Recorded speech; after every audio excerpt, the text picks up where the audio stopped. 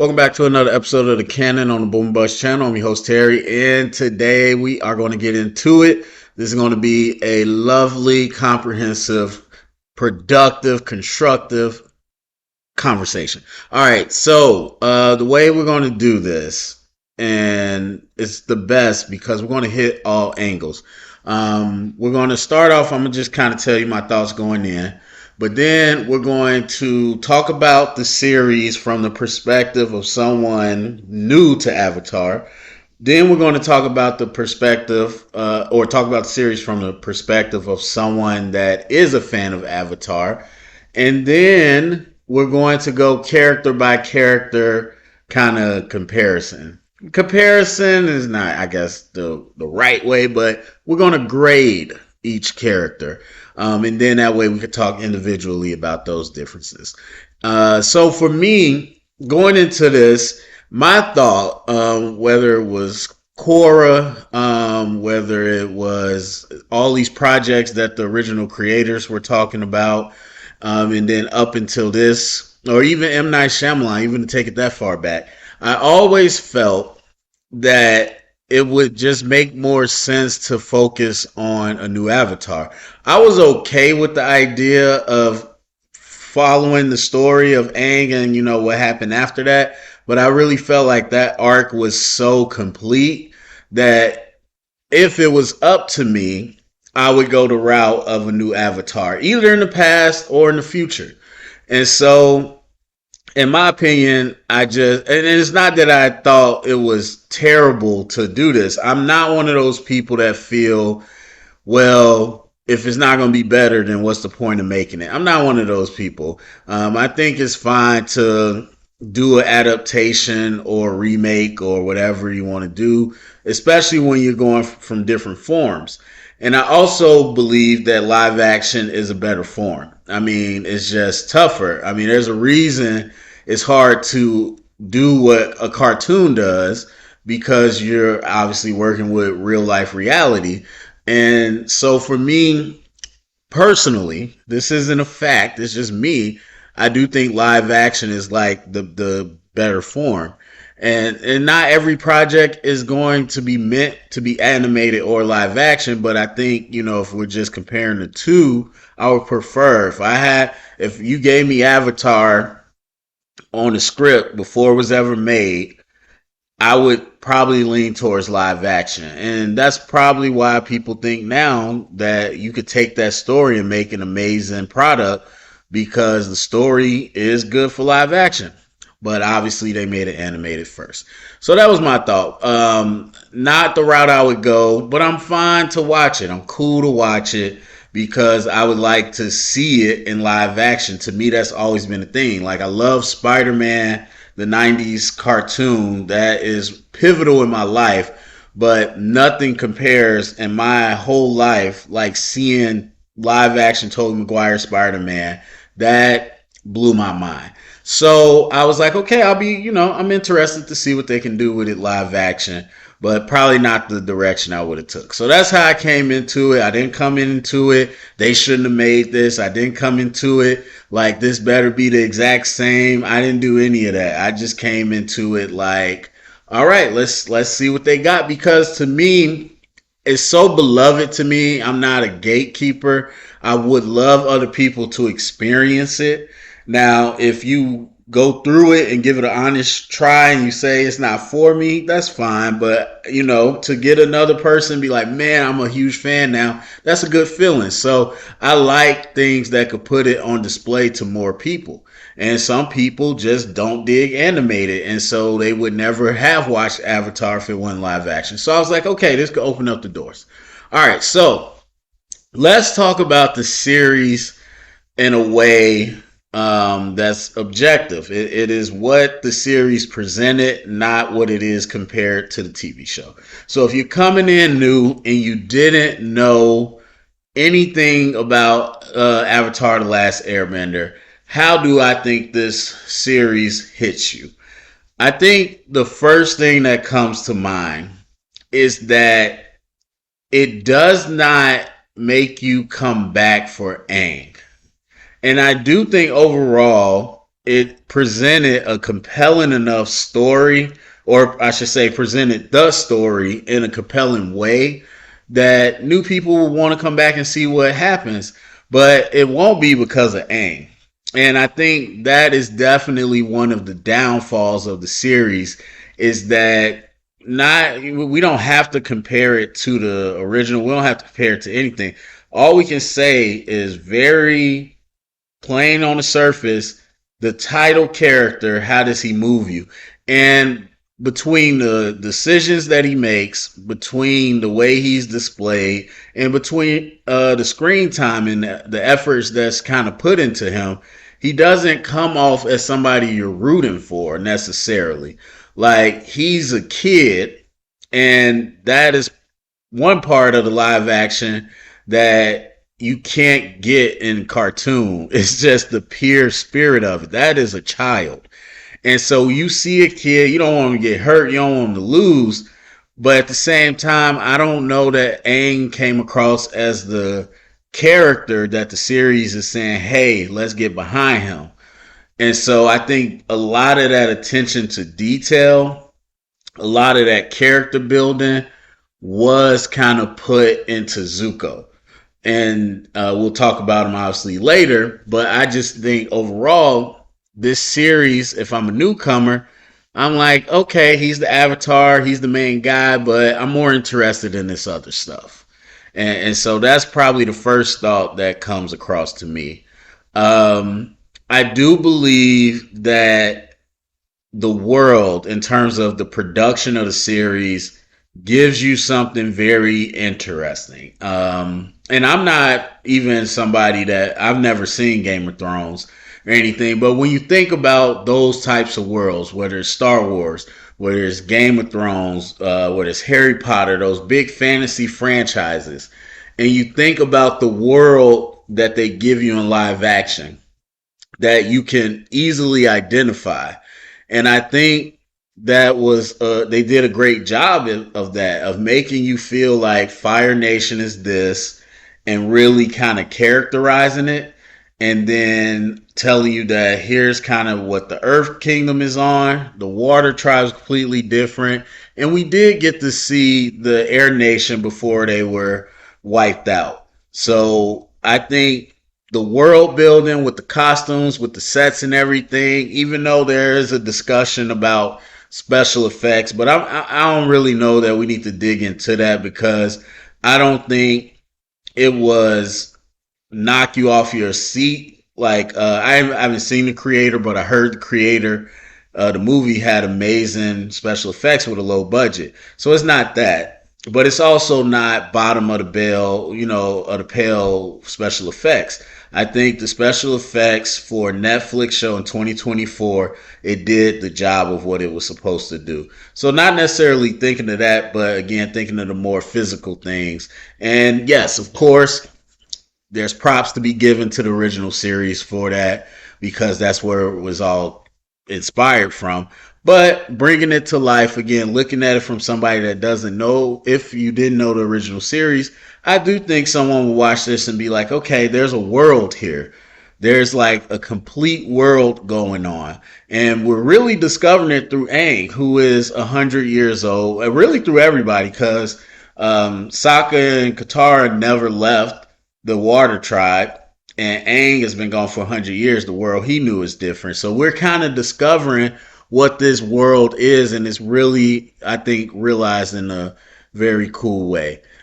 As far as kind of the story part, I do think they adapted it, and again, we'll get into comparisons later, but they made it more of a dramatic thing. It doesn't come across, especially like season one, as kind of fun kiddie adventure. It is very much a world at war, and you see the different pockets of it and how that's affecting people. So Fire Nation, starting off from the beginning, Fire Nation is killing people, then setting up to go take out the Air Nation. We get kind of they're the aggressor. But then to see kind of over the 100 years the effects that the war has had on different areas, on different areas and different people, I think it builds up the stakes, it builds up the buy-in. And then you have Zuko and his relationship with Uncle Iroh, and that builds up your investment in Zuko, where you're like, okay, there's a lot going on. There's this world at war, this world where Benden exists and Avatar exists, and within that, there's a lot of stories happening in this world, and there's a number of them that I think are tangible enough to be excited about. Unfortunately, I don't think, like I said, Aang's not really one of those. And I don't necessarily think Katara is either. And that's unfortunate. While I don't think, well, again, I'm getting into comparison. I don't want to do that. But while I don't believe that she was cut short in terms of like distributing screen time and investment. I don't think she was necessarily cut short. I just don't think they really delivered it in a way that kind of made you grab onto her. And I think Sokka was a little more interesting, even though he honestly doesn't. I mean, obviously he has motivations, but he's very much a support character. He's there to support what's happening, but you still kind of like, okay, what's gonna happen with Sokka more than you are with Aang or Katara, in my opinion. So I think the strongest part is Zuko and Uncle Iroh. We kind of saw Zhao come and go. We know what that was. But then they sprinkle in Azula as well. And so they give you some interesting threads. I don't think it's a, dying of thirst, need to see what happens next right now type of feel. But I do think they did enough to hook people to say, okay, I wonder what's the next step and how do you beat Fire Lord Ozai and all of those things. And it is dramatic. You get invested in certain characters, so I think they did a good job there. Um, Overall, if I was brand new to this, would I feel like, man, that was the most impressive thing I ever saw? I don't believe so. And that's not necessarily due to the bones of it. Obviously, I'm a fan, so I think the bones of it are great. But again, trying to hypothetically think, if I'm new to this, I would have watched this and been like, cool ideas, the execution. I hope it gets better. I think I think the reaction to what the show has been is pretty much accurate to how I would have felt if I was, new to it. I would have been like, not great, but I'm interested to see more. I was like, there's a lot of cool stuff happening, but some of the acting, some of the CGI, some of the costumes, some particular moments of the story were just like off. They weren't quality to me. You know what I mean? And so I don't think you get the pass, because I heard some people say, well, it's Netflix. The thing is, well, it's HBO Max and they put out amazing series. Well, it's Apple Plus. They put out amazing series. And even if you want to think about Stranger Things, now obviously Stranger Things was popular, got more resources over the time, but you don't have this standard of Netflix where like, okay, this is the CW. No, you got money, and we expect, even if you don't got money, we expect when Netflix believes in something, they put money into it. And so the standards are higher. And so I look at this, I'm like, this isn't an elite show, but it's really good. And the story and things are interesting. And I kind of wonder what's going to happen next. Um, and to be honest, as I transition to the perspective of a fan, I think being a fan makes it better. I know there's some fans that are like railing against it, and I can understand, but to a certain extent, because if I didn't know the story Avatar, I would never even thought about these characters coming back. And maybe they won't. Maybe they'll change that. But I wouldn't think about Jack coming back. I'd be like, okay, he's gone. I wouldn't think about, the Mechanist. I wouldn't thought about none of that. But since I am a fan, I know these things get wrapped back into the story, and I'm excited to see that. I'm excited for that moment for them to reunite. And so I would think fans would be excited knowing of whatever parts you liked of this show going forward, they're going to come back in certain ways, and that'll be cool. So transitioning to a fan's perspective, comparison. What does the live action series do versus the animated series? So in this, I don't, again, as I mentioned, I don't believe or expect a one-to-one translation. I don't. Again, I'm not going to say there's no reason to do it if it's going to be one-to-one, because I think something in live action is just different and than animated. Even if you made it exactly the same, seeing something live is different than seeing something animated. Just that's the human brain. So I'm not going to sit here and say, oh, well, what's the point of doing it if it's going to be one to one? I'm not that person. They could have did it one to one, but they didn't. I didn't expect them to be one to one. I expected them to adapt, as most people do.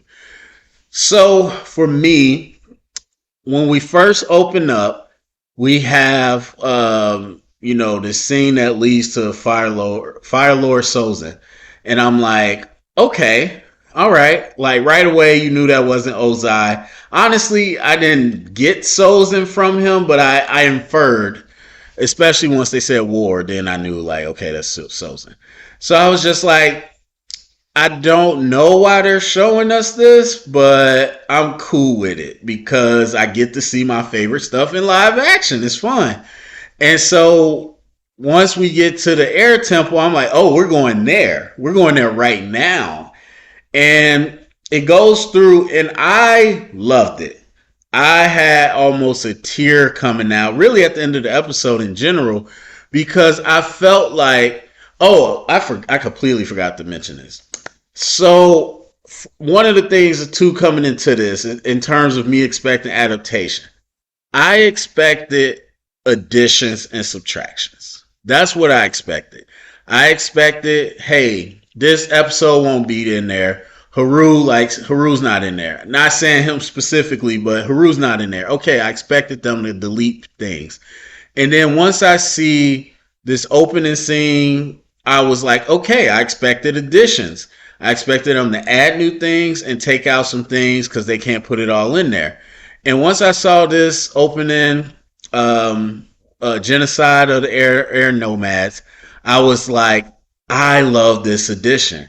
I'm not mad at this. Like we didn't see it at all, really. We seen from Aang's perspective when he left. We saw the aftermath, but we never saw the fight. And it's not necessarily, oh, I just want to see action. I want to see a fight. No, it was, I think this makes sense. In the way you want to tell this story, I think this fits to kind of lay the foundation.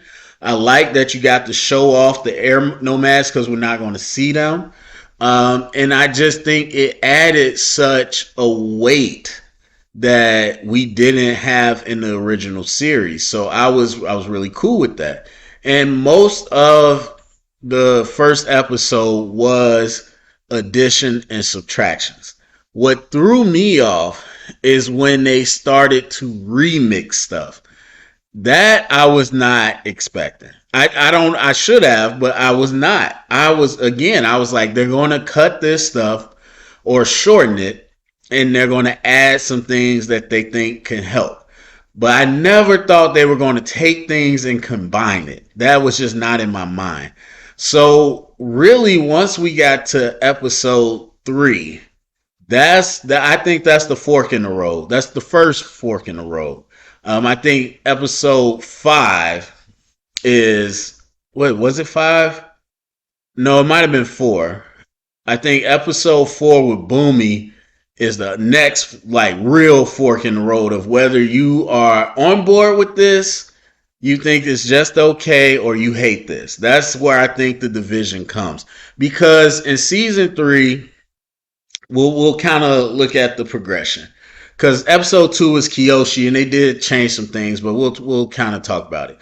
So in the series, we have pretty much close to what happens where we learn about the airbenders, but then we see Zuko kind of confront Aang, Ketchum. He escapes, leaves with Katara and Sokka, and they decide, okay, we're going to go on this journey. Pretty standard. Then you get to Kyoshi Island, and differences, kind of similar story, but differences. So the reason they even go to Kyoshi is a little different because they're specifically looking for Kyoshi because she was a master of the Avatar state. Then they add in this lore where you have to be at their shrine to connect with them. I don't mind that. That puts some more rules on the lore instead of just, hey, it's going to happen when it happens. And some people might like the open natureness of it. I was fine with it. And so you get to talk to Kyoshi, and she kind of possesses his body in a way that Roku does eventually in the animated series. So that's earlier, that's different. But you have Zuko that gets there, but Zhao's completely different. He's kind of working with him too, and they go there and they're messing up the town. And then Kyoshi pops out. Okay. Then we get to episode 3. This is the fork in the road because you not only change the Omashu story, you bring in the Mechanist and you bring in Jet. And the Mechanist is way down the line compared to Jet and Omashu. And so you bring them together now a lot earlier and you mix their stories together. To which I was mixed on, to be honest. I didn't hate it. I didn't outright hate it, but I was mixed on it because I just felt like I wasn't ready for it. I'm be honest. I just wasn't ready for it, and I wasn't sure how I felt. But after letting it digest, it almost feels like you're cutting everybody short at that point. And there's certain parts of it that I personally think are important. I'm sure there's people that think every single part is important, but there's certain parts of it that I think are important. The Jet stuff, I think because we know what happens with Jet, he deserves more time to breathe and his crew. Just in general, the episode itself, you don't need to recreate the episode, but they deserve more time. The Mechanists, I don't necessarily think they need it all the time for the Mechanists, but I do think it was important to show the air temple. I thought it was important that they were living in an air temple. And I don't know. I just felt like that is a part that I would not want to have gotten rid of in the series. So they mix all those together. And so Aang is there not to see Boomy because he saw what he thought was an airbender. And then Jet is kind of sabotaging stuff around town.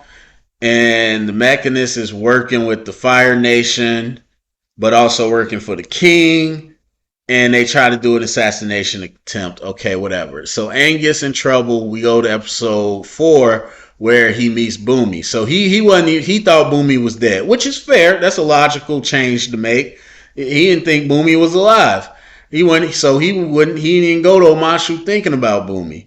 Not in current times. So then he meets with Boomy, and again, this is the next fork in the road. Like I think really you on board or not right here. And they completely changed the episode with Boomy. They keep certain elements, but Boomy himself, first of all, the way he looks and everything, that's already going to be controversial. But the man looked crazy in a cartoon. How do you really make him look like that? And so that's their best attempt in the live action thing. That is what it is. So then from there, the fight is not about playing with Aang. Aang knows him already. The fight is about trying to teach Aang a lesson. And Boomy is defeated. He's a defeated veteran of this war who literally was ready to let Aang kill him just to teach him a lesson because Aang understanding his role is more important right now. And it's different. It's a different tone. And I'm not here to really say if it's bad or good, but that was kind of the change of what they made it. And yeah, it was interesting. And it's hard as a fan to be so familiar with your Boomy and to see the difference. And again, so I think that's divisive for fans. And then from there, we continue a lot of remixing. We bring in Azula early and Fire Lord Ozai really. And I just didn't love that. I honestly didn't love it. I get that again, since I know where we're going, I get how this can strengthen or weaken where we're going. And so I do understand how this can strengthen the relatability to Azula as she becomes our big villain. And I totally get how they did that with Zuko, with Iroh, with Zhao to a certain extent. But I get it. I get it. I feel personally that Azula is just not a person that we need that with. Like for me, Azula, it was perfect for her to like, okay, if you want to introduce her as the prodigy real quick and then leave it alone, that's fine. But a couple things. Number one, the kind of, I won't say catharsism, but you do get a certain level of satisfaction at the end or the finale where you see Azula kind of cracking.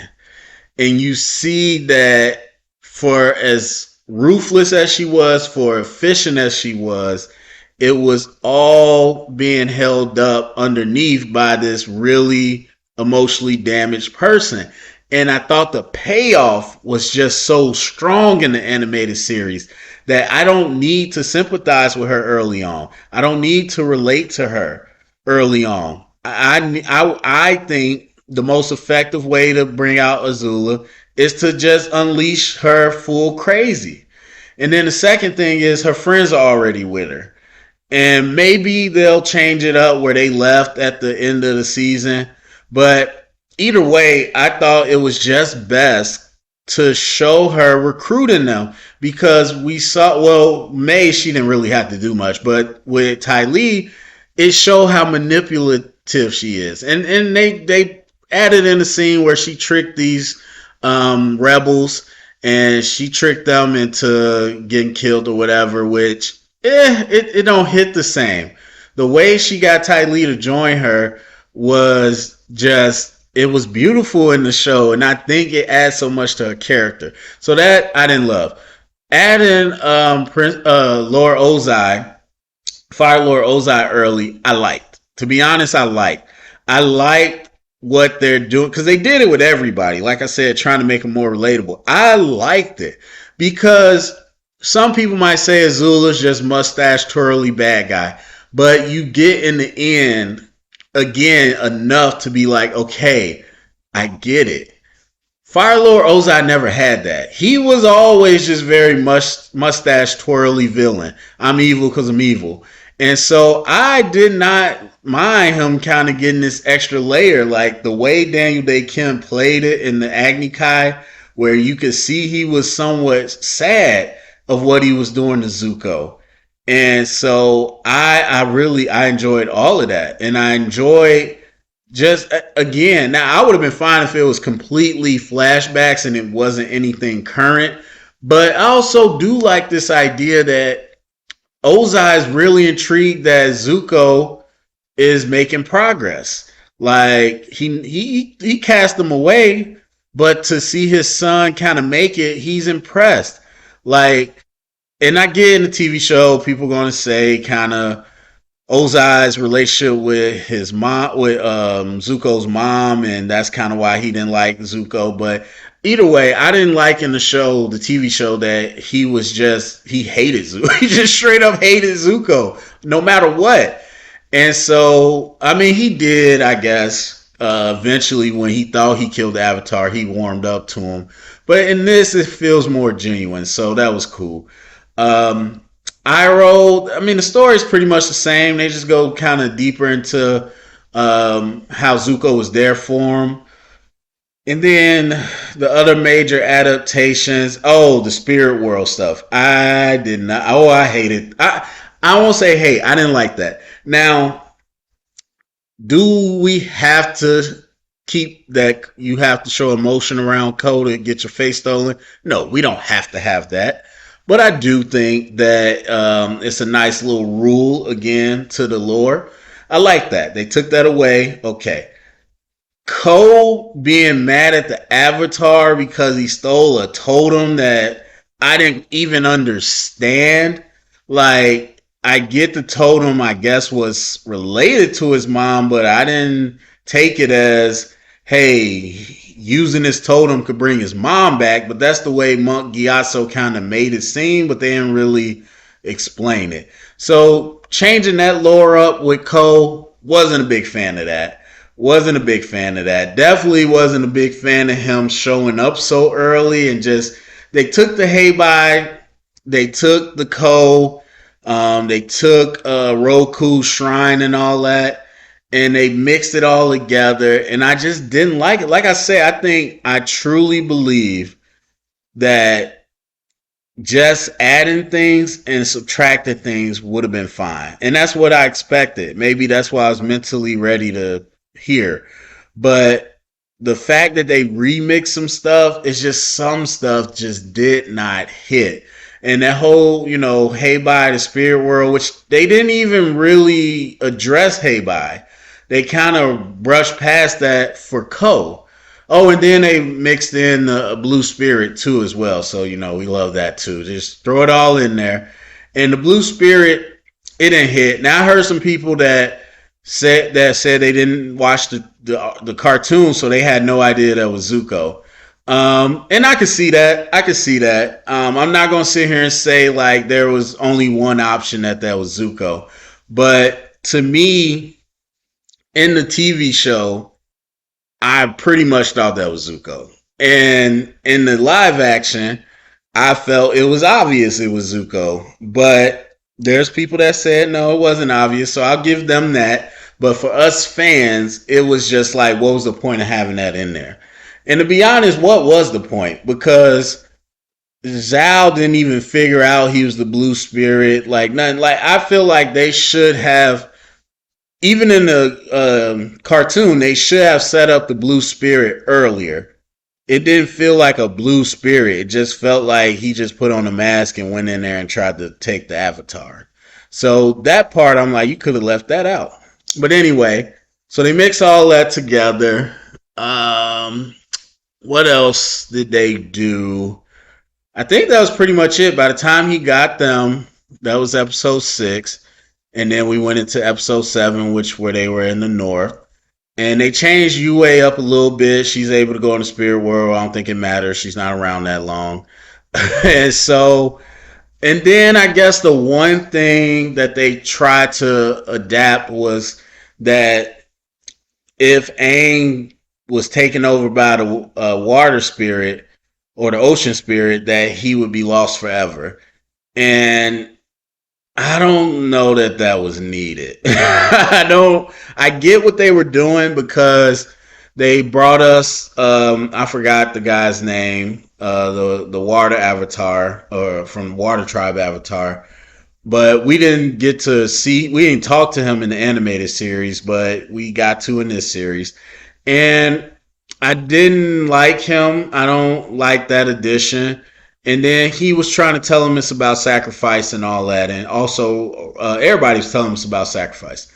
And that's okay. So ultimately, he sacrificed himself to become the ocean spirit to help the North win. And I get that sentiment, but it was just too fast. It was too fast. I'm not even mad that they added that. It was just, it happened too fast for me to really feel the stakes.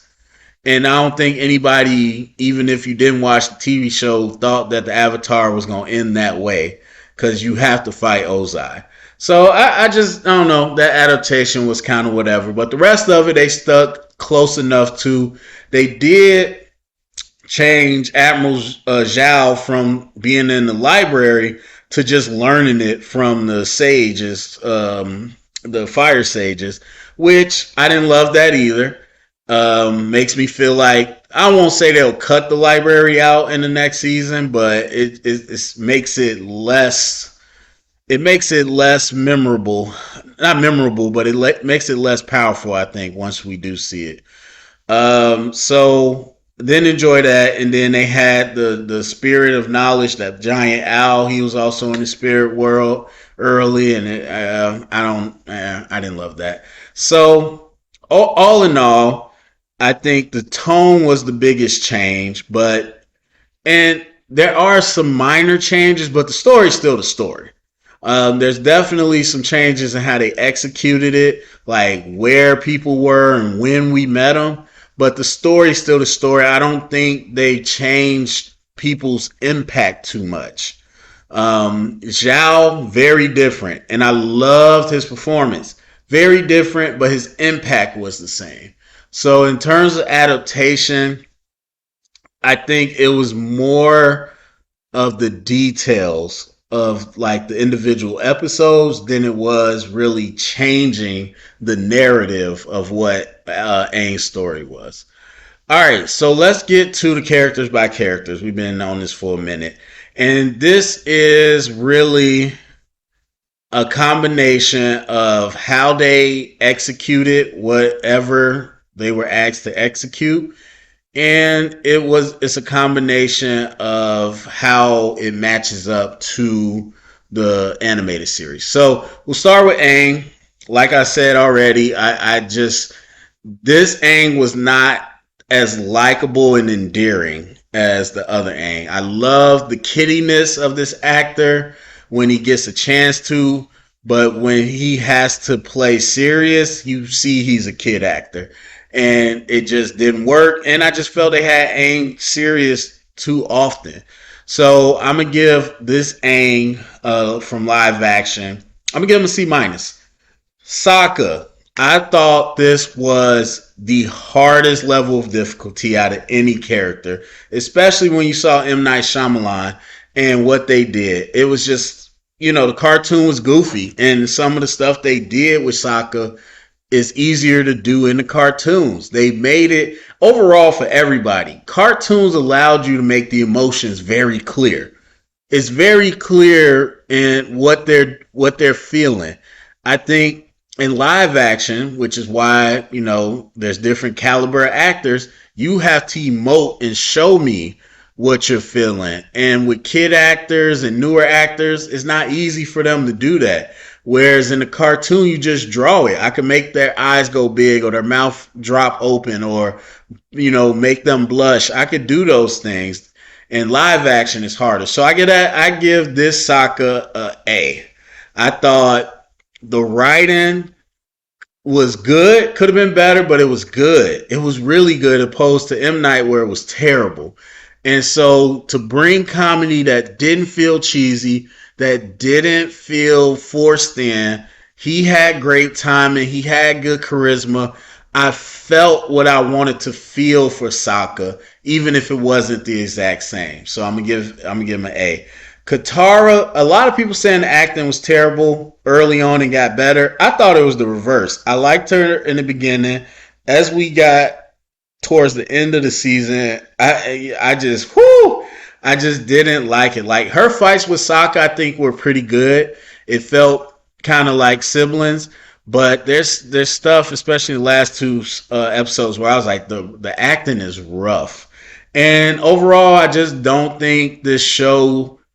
um, I just don't think this show brought across a Katara that was equal to the Katara in the animated show. And I feel this about Aang too.